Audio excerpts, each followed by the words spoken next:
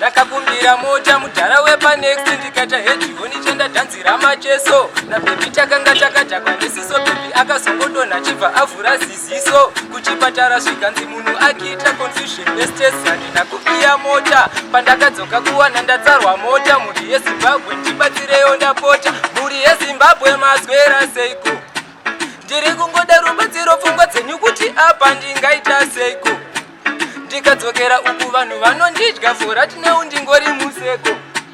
mwana wavanhu ndakatiza ndikaziya kumochariko ndaita seiko ndikati kwandiri kuimba itarenda mayeta maudze vachaneta vamwe vacho vacharigreta nekuda kwepesi yandaseta inini kwandiri kuimba itarenda mayeta maudze vachaneta vamwe vacho vacharigreta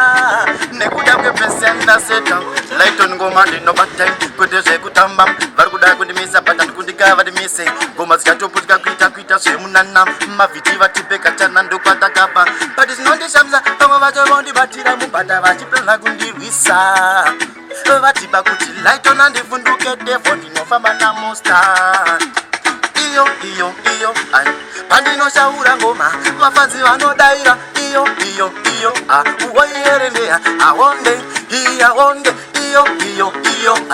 iyarira ngoma iyo inotapira zeshuga iyo uwoierendeya awonde ndati ngoma inotapira zeshuga ndamaza muni wese kwose vondiritsa keptuka iro chaina nekuindia vanondida kwekuti bekuda kwa Slimdoggz saka tikati seshuga tinoziva inotapirira tichinge tava kudona tinotobadirira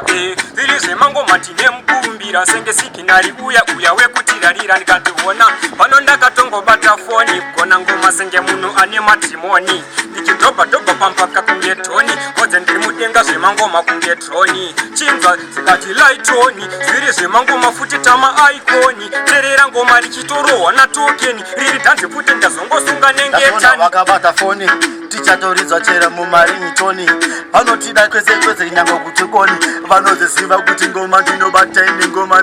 nekuti ngoma ndinobataini kwete zvekutamba